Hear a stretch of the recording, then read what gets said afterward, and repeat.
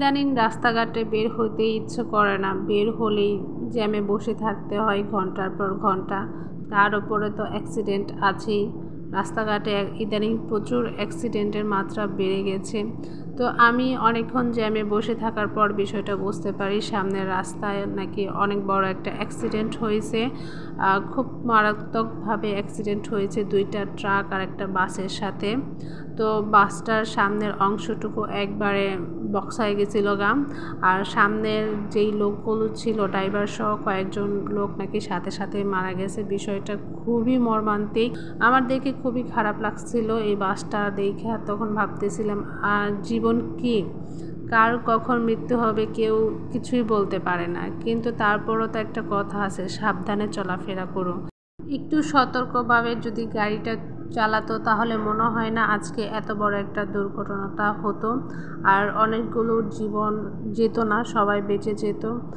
আমার মনে হয় রাস্তাঘাটে একটু দেরি হোক, তারপরও একটু সময় নিয়ে চলাচল করা ভালো, গাড়ি চালানো ভালো, রাস্তা পার হওয়া ভালো।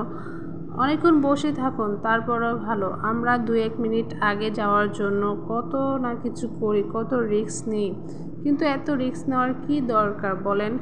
একটু দেরি হোক, আমরা 10 মিনিট 1 ঘন্টা বাড়িতে দেরিতে করে ফিরবো, তারপরও তো জীবনটা নিয়ে ফিরতে পারবো, তাই না? তাহলে কেন এত তাড়াহুড়া করব?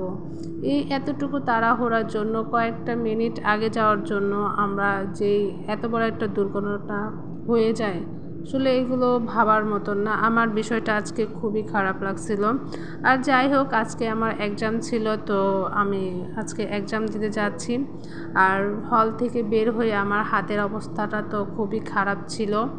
মানে আমি পরীক্ষা যতগুলোই দিয়েছি সবগুলোতেই আমার হাতের অবস্থা এরকমের ছিল, আর বাম হাতের অবস্থা একদম ফ্রেশ ছিল। আমার ডান হাতটাই মানে একদম বাচ্চাদের মতন হয়ে যায়। তারপর আমরা রেল লাইন দিয়ে একটু হাঁটতেছিলাম, যেহেতু সন্ধ্যা হয়ে যাচ্ছিল, পরীক্ষাটা ছিল আমার বিকেলবেলায়। তো পরীক্ষা শেষ করে আমরা বের হতে হতেই সন্ধ্যা হয়ে গেছে, তাই ভাবলাম একটু সামনে যাওয়া যাক।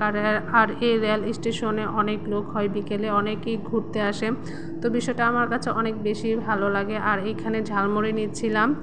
ঝালমুড়ি খেতে কিন্তু আমার সবসময় ভালো লাগে, আর ঝালমুড়িটা যেরকমেরই হোক না কেন, ঝালমুড়ি খেতে আমার সবসময় ভালো লাগে। আর ঝালমুড়িটা অনেক ঝাল করে খেতে ভালো লাগে। অনেকে আছে না ঝাল কম খায়, কিন্তু ঝালমুড়িটা আমার ঝাল কম ভালো লাগে না। তো এইখান থেকে ঝালমুড়ি খাওয়া শেষ করে আমরা আরেকটু সামনে যেতেই দেখি বট ভাজা। বট নিয়েছে 40 টাকা। আমি তো অবাক, আমি ভাবছিলাম হয়তো 20 টাকা করে নেবে। যাই হোক, তারপর একটা কফি খেলাম। কফি খেয়ে তারপর বাসায় চলে আসলাম। আর বাসায় এসে দেখি আমার জন্য মিষ্টি রেখেছে, আর মিষ্টিগুলো তো দারুণ টেস্ট ছিল। বিশেষ করে এই লাল মিষ্টিটা অনেক টেস্ট ছিল, মিষ্টি কম। আর তারপর আরেকটা মিষ্টি ট্রাই করলাম, আর এই মিষ্টিটার এক্সপিরিয়েন্স কি বলবো, অনেক মিষ্টি ছিল, একদম মুখে লেগে যাচ্ছিল। দেন এটা খাইলাম না, এমনিতেই একটু ঘাটাঘাটি করে রেখে দিলাম। আর আজকের ভিডিওটা এই পর্যন্তই। সবাই ভালো থাকবেন, আল্লাহ হাফেজ।